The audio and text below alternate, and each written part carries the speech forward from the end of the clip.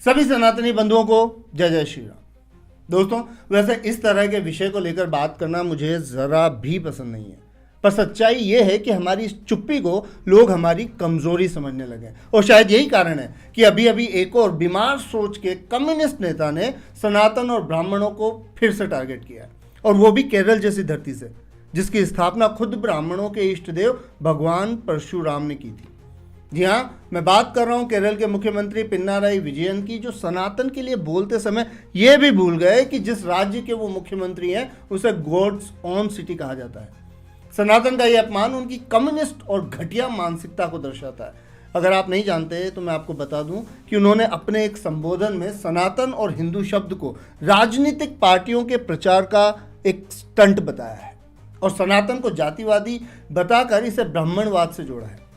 इनके हिसाब से सनातन देश पर राज करने का एक मीडियम है, एक तरीका है। अब इन्हें कौन समझाए कि भारत को बर्बाद करने और लूटने का काम इनके प्यारे मुगलों और ब्रिटिशर्स ने किया है, और इस धरती पर मुगलों ने 331 साल और ब्रिटिशर्स ने 190 साल राज किया है। माफ़ी चाहता हूँ, राज नहीं, भारत को लूटने का काम किया है। दोस्तों, ये बात दुनिया जानती है कि इनके भारत आने से पहले भारत दुनिया का सबसे समृद्ध देश था, और ये बात मैं कोई हवा में नहीं कर रहा और ना ही एक भारतीय होने के कारण अपने देश की बड़ाई हाँक रहा हूँ। गूगल पर थोड़ी सी उंगलियां आप खुद घुमाइए और आप जान जाएंगे कि खुद अंग्रेज इस बात को स्वीकार करते हैं। एंगस मेडिसिन की बात ले लीजिए, उनके अनुसार मुगलों के पहले यानी 1 से लेकर 1000 AD तक भारत का योगदान दुनिया की GDP में 30% था। पर अब ये नेता बिना पढ़े लिखे या कह लो बिना रिसर्च के आते हैं और अपनी राजनीतिक रोटियां सेकने के चक्कर में दुनिया के सबसे प्राचीन धर्म सनातन को निशाना बनाते हैं। ये बार बार सनातन की वर्ण व्यवस्था या कह लीजिए जातिवाद को टारगेट करते हैं। अब या तो ये मूर्ख हैं और या फिर इन्होंने अपनी आंखें बंद कर रखी हैं। उन्हें अपनी आंखें खोलकर अन्य धर्मों पर भी तो भाई नज़र डालनी चाहिए। अरे यार, अन्य धर्मों में भी अलग अलग समुदाय या फिर कह लीजिए जातियां हैं, आप एक बार देखिए तो सही। पर क्यों ये नेता उनको टारगेट नहीं कर पाते? क्या केवल कर्मों के आधार पर, मैं रिपीट करता हूं कि केवल कर्मों के आधार पर की गई सनातन की वर्ण व्यवस्था ही किसी को बड़ा या छोटा बताने के लिए टारगेट की जाती है? क्या ये नेता इसलिए ऐसा करते हैं क्योंकि सनातनी सहिष्णु हैं? पर इन्हें याद रखना चाहिए कि हर चीज की एक सीमा होती है। जिस दिन सनातनियों के सब्र का बांध टूट गया, उस दिन इनकी राजनीति इनकी सोच की तरह ही नीचे चली जाएगी।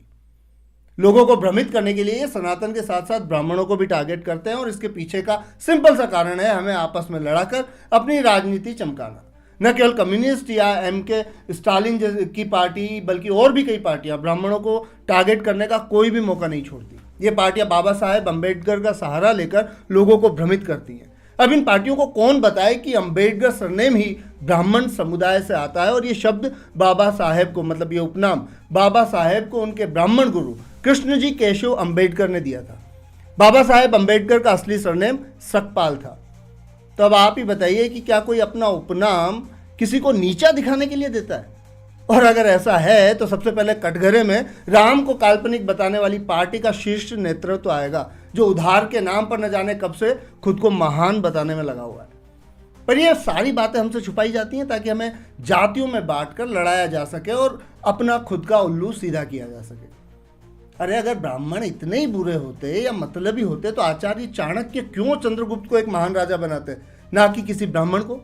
आचार्य चाणक्य ने उनकी काबिलियत के कारण उन्हें प्रशिक्षित किया। आज सारा सनातन चंद्रगुप्त मौर्य पर अभिमान करता है।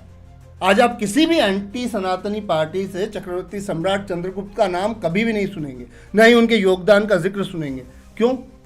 क्योंकि ये उनकी राजनीतिक एजेंडे में फिट नहीं होता है। उनके लिए महान कौन है, ये सड़कों के नाम से ही साफ साफ पता चल सकता है। Akbar road, Humayun road, Babur road, Aurangzeb road, सारे लुटेरे चोर जो कि भारतीय भी नहीं थे। ये सब इनकी इंपोर्टेड सोच जो इन्होंने बाहर से मंगा के अपने माइंड में प्लांट कर रखी है, वो दिखाता है। देश की आज़ादी की बात करने वाले इन लोगों को भारत के स्वतंत्रता आंदोलन में ब्राह्मणों का योगदान दिखाई नहीं देता। चाहे वो रानी लक्ष्मीबाई हो, मंगल पांडे हो, चंद्रशेखर आज़ाद, वीर सावरकर हो, या बाल गंगाधर तिलक या लाल बहादुर शास्त्री हो, और न जाने कितने। अगर मैं सीरियसली उनकी गिनती शुरू कर दी ना तो इस कड़कती हुई ठंड में भी उनके पसीने छूट जाएंगे। और यहाँ हम में से कोई भी नकार नहीं सकता कि इन सब का ये योगदान पूरे देश के लिए, पूरे भारतवर्ष के लिए था, किसी जाति या धर्म के लिए नहीं। पर आज ये राजनीतिक पार्टियां हमें तोड़ने के लिए ब्राह्मणों को टारगेट करती हैं और हम उनकी बातों पर बैठ के तालियां बजाते हैं। अरे भाई, ये केवल ये बताने की कोशिश करते हैं कि ब्राह्मणों को छुआछूत वाला बता दीजिए, सक्सेस हो जाएंगे। अपने आप को श्रेष्ठ बताने वाले बता दीजिए तो वो खुश हो जाएंगे। अब अगर ब्राह्मण अपने आप को श्रेष्ठ ही समझते तो क्यों उन्हें उनकी जो बातें हैं वो भिक्षा मांगकर खाने का जिक्र हमारे पवित्र ग्रंथों में होता। राजा राम मोहन राय जैसे ब्राह्मणों में तो कोई सामाजिक मतलब उन्होंने तो कई सामाजिक कुरीतियों जैसे सती प्रथा, बाल विवाह को बंद कराने के लिए क्या क्या किया है ये हम सब जानते हैं। पर ये पॉलिटिशियन इन अग्रणी लोगों का नाम कभी भी नहीं ले सकते, क्योंकि ये इनके हिंदू तोड़ो एजेंडे में कहीं से लेकर कहीं तक भी फिट नहीं होती। दोस्तों, ये सनातन तोड़ो अभियान आप और हम सबको मिलकर ही रोकना होगा। हमें अलग अलग समुदायों या जातियों में नहीं बंटना है। सनातन की हर जाति महान है। ये एक शब्द जो आजकल बहुत उपयोग में आता है, दलित, तो मैं आपको बता दूं कि इस शब्द का सनातन से कोई लेना देना नहीं है। सनातन सभी वर्गों को जोड़ने का काम करता है, ना कि तोड़ने का। हम सब सनातनी हैं, ना कि ब्राह्मण, क्षत्रिय, शूद्र या वैश्य। हम सबको इन तोड़ने वाली ताकतों से बचना होगा, और बचना क्या होगा, खुद को बचाना होगा। और हमारी सनातनी परंपरा जो कि वसुदेव कुटुंबकम यानी विश्व, पूरा विश्व जो है एक परिवार है, इस बात पर विश्वास करती है।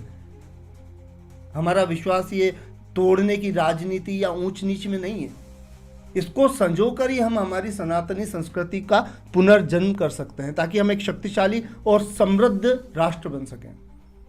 आशा करता हूं कि आप भी मेरी इस बात से सहमत होंगे। अब अगर आपको ये वीडियो पसंद आई है तो वीडियो को लाइक करें और ज़्यादा से ज़्यादा शेयर करें, और साथ ही चैनल को सब्सक्राइब करना ना भूलें। जल्दी मिलता हूं अगली वीडियो के साथ। तब तक के लिए धन्यवाद। जय जय श्री राम।